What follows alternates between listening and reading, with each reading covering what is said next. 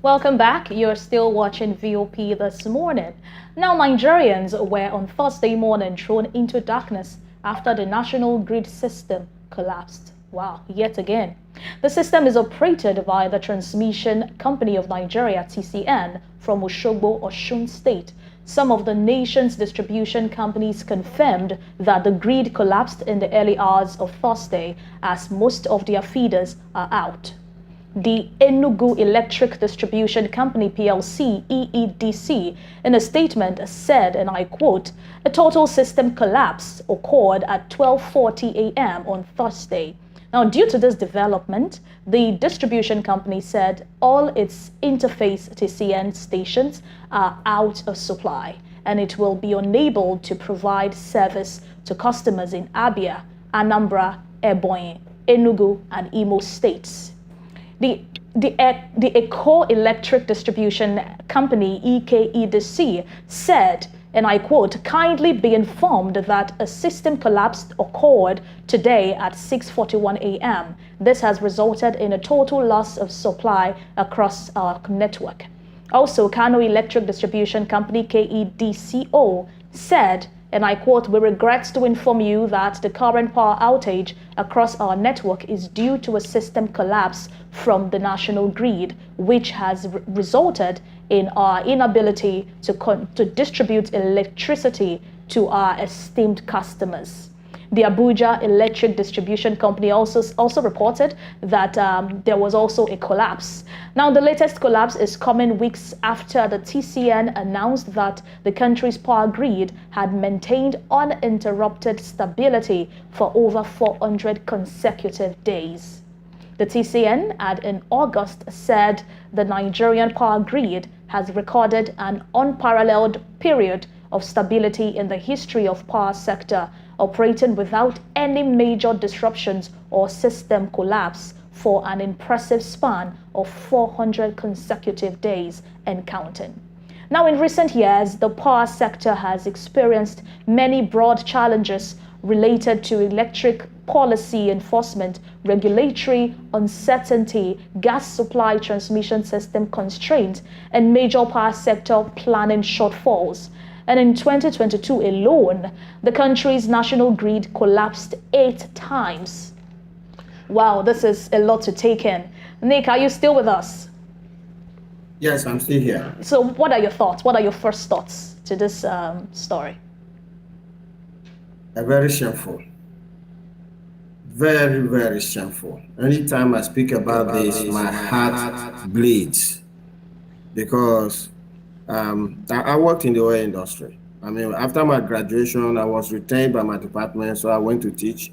But immediately I left teaching after 5 years. I worked all my life in the oil industry. So I worked for 3 of the top 4 global oil companies in the world. And I feel so sad that having traveled to so many countries, not less than 40 countries during my career, and then coming back to my own dear country, Nigeria, electricity, a very basic thing, is our problem. We're talking about electricity. It pains me more so that if you go to the Niger Delta today, as we speak, we have set our gas on fire. And these fires are perpetual fires. They burn 24/7, as if gas has no value. But at the same time, as we speak today, gas is the biggest source of electricity to the entire world.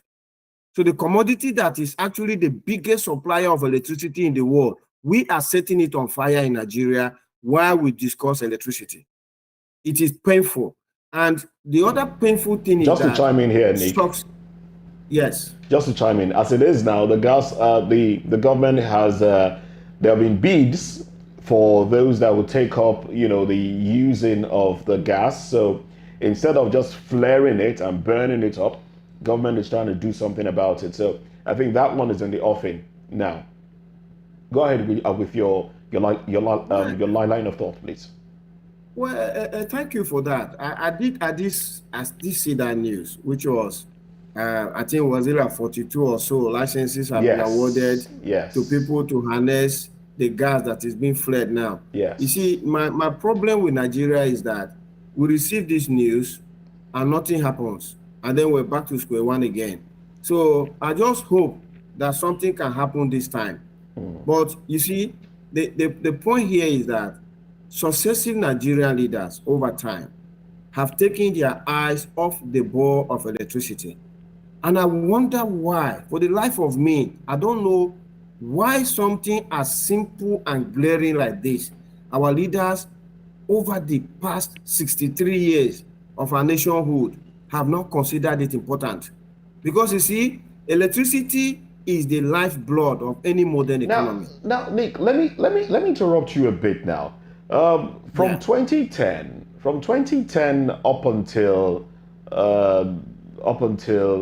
now, the national grid, there's a record that the national grid has collapsed, 222 times. 222 times, but both major and minor collapse put together. 222 times. To the point where we had to celebrate, a little over 365 days. I mean, we in August, Nigeria, we basically celebrated 400 days of steady flow, no collapse. But that does not amount to 400 days of steady electricity anyway. It's just 400 days of the grid not collapsing. What are the challenges that the national grid is facing? Why do we see such collapse? This one, bear in mind that this one was as a result of a fire that started at the grid around some minutes past midnight. What are the challenges that that is bedeviling this part of the sector? To answer your question directly, I'll answer your question directly, then I will give some mind-boggling statistics, and then we'll come to solutions. Okay. Right?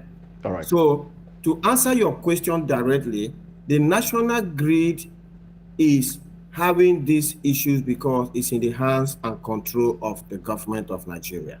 That is the answer. If you release that national grid today, completely, either in a privatization or in a leasing agreement to the likes of the Siemens of this world, you will hardly hear about this again. You understand? Now, let me give you some statistics. Recently, President Tinubu has been to 2 countries. He went to India for the G20 summit. He then came to the UAE, where he had talks with the leaders in the UAE. In India, where President Tinubu spent a few days, they are supplying 400,000 megawatts of electricity per day to their economy. 400,000. Let me call Nigeria's figure so that our viewers will quickly start making comparison in their heads. This national grid that we're talking about that has collapsed, the total capacity of that national grid is about 12,000 megawatts. 12,000 megawatts, the total capacity of it.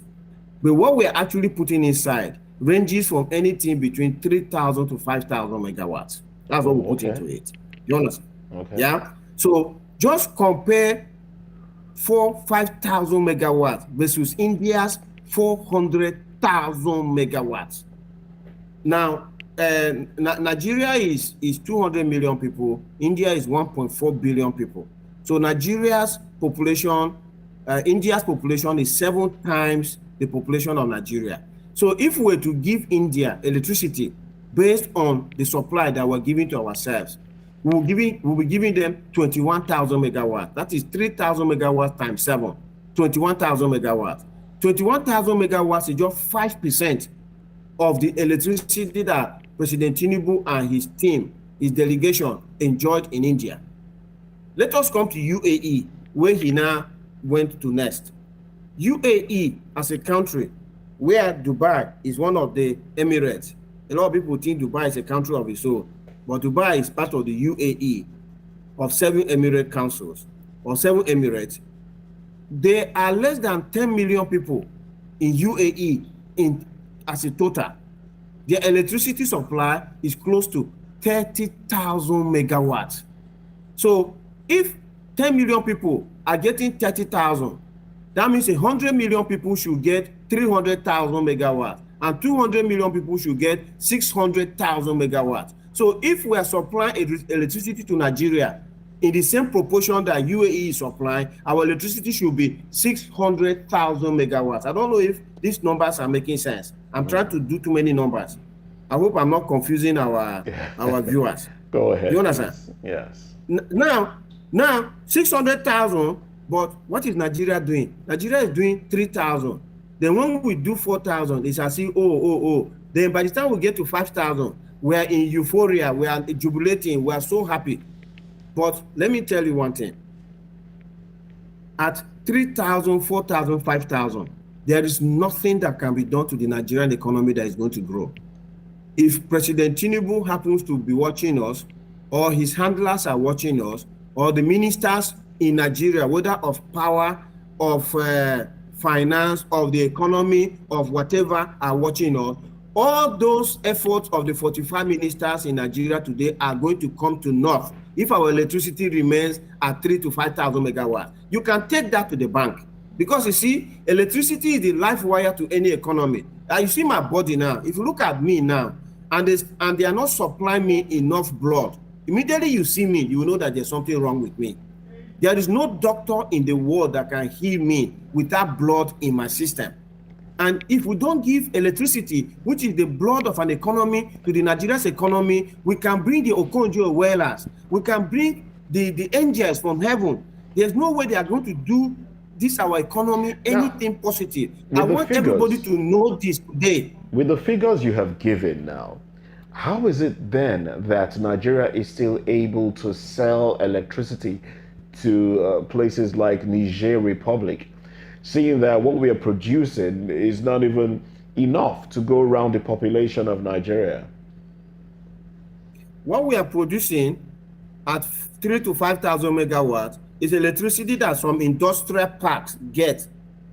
Like here in the UK, where supply is 730,000 megawatts per day, is what industrial parks get. How are we able to sell electricity to the likes of Niger? Is because we have entered an agreement with them. You know, the Kanji Dam, where we have electricity generation from hydro, is on the River Niger, and River Niger passes through Niger. So what I heard is that if Niger dams River Niger, that we probably are not going to see enough water. I doubt how that would have been the case, but the case is that we said don't dam River Niger in Niger, we will dam it in Nigeria and give you part of the electricity that we generate. This is what I hear is the case. I mean, I stand to be faulted, but this is what I've heard is the reason why we are giving the battery production that we're making of electricity to the likes of Niger. So for me, that is the problem. So that's the problem statement. What is the solution? The solution is simple. President Tinubu needs to do things differently from his predecessors. The government of Nigeria does not have money to expand the electricity network in Nigeria.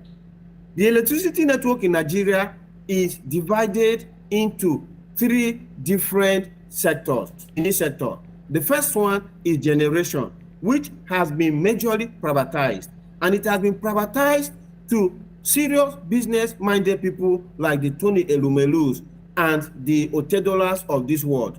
They have the capital and the wherewithal to expand that sector, but they cannot expand that sector because there is a bottleneck, and that bottleneck is transmission, where the government is in control. The government does not have money to expand the transmission, so the Tony Elumelus and the Otedolas cannot generate more than the transmission capacity can carry. In fact, some of these system collapses that you mentioned, like 220 of them in a short period, is generation mistakenly trying to push a bit too much into the transmission. Transmission weak, unexpanded, can't carry it, just shuts down. Government must immediately, President Tinubu, I expected that these are the things he was already aware of, that once he comes in, he will be dealing with them pam, like this. President Tinubu must immediately start the privatization process of transmission company of Nigeria, so that the Manitobas of this world, the CMS, the global energy companies can bring in their money, their expertise and their technology and expand that transmission to at least 50,000 megawatts within the tenure of the 4 years of President Tinubu to allow generation to push more power in. And then let's go to the discos, which is the third segment. The discos were sold to politically exposed persons. We know them. We know who owns them. These people don't have experience in the power sector. They don't have the money to expand the distribution sector. President Tinubu can offer them an olive leaf to say, look, I can keep your licenses, but go and bring technical partners. Let them bring money, technology, expertise to help you expand. But if you can't do that, I will take the licenses from you and I will give the licenses to global operators who can do it for us. And once we deal with generation, transmission, and distribution, Nigeria's electricity supply will start inching up. Even if we get 10,000 today, you know that is going to be a big thing in terms of. So you see, President Tinubu is busy going to India, UAE, say, I'm looking for investors. When the investors come, which electricity are they going to use to set up those businesses and factories that you have gone shopping for? Is it this 3,000 megawatts, 4,000 that is collapsing every now and then? So you see, President Tinubu needs to do the homework.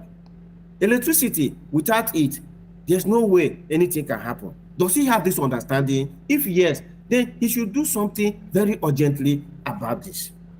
All right, then. Thank you very much, Nick. That was really in depth. You know, you've given the solution, you talked about the problems, and then the solution as well. And we do hope that the president will get wind of this and do the needful. At this point, we must thank you for staying with us on the program. Thank you very much for being on the program. We'll crave your indulgence next time. And thank you for always obliging us, Nick Agule, social affairs commentator. All right, we'll go into business now. Let's quickly take business, and then when we come back, we'll touch on sports and entertainment. From the world of business, we hear that the Manufacturers Association of Nigeria has stated that sales of cement dropped by 30% at the peak of naira scarcity earlier this year. Now, the association also said that lack of access to cash during this period led to a 20% drop in sales of consumer goods. Manufacturers Association of Nigeria stated that in a special focus of its Manufacturing CEO's Confidence Index, it detailed the devastating consequences that the Naira redesign policy had on the manufacturing industry. The report noted that the Central Bank of Nigeria did not need to rush the country's transition, to a cashless economy or embark on policy aggressiveness because significant progress has been made in that regard. According to the report, the prolonged crisis almost crippled manufacturing companies with about 20% and 30% decrease in sales for consumer goods and cement, respectively. All right, away from that business story to another one very, very quickly. The federal government has noted that it is currently working on the final details related to the United Arab Emirates visa issue. Now, this followed the recent lifting of the visa ban on Nigerians by the UAE. The Minister of Aviation and Aerospace Development, Festus Keyamo, disclosed this at the closing ceremony of the 7th African Aviation Summit in Abuja, which was held yesterday. Now, he disclosed that it was crucial for airlines operating between Nigeria and the UAE to have reciprocal rights as per the bilateral air services agreement. He stated the importance of balanced and fair treatment between the two countries. Keyamo addressed concerns regarding trapped funds. He assured that efforts were being made to ensure that the funds of foreign airlines were repatriated. All right, so those are the business stories that we have. We'll take a break. When we come back, we'll go into entertainment and sports. Stay with us.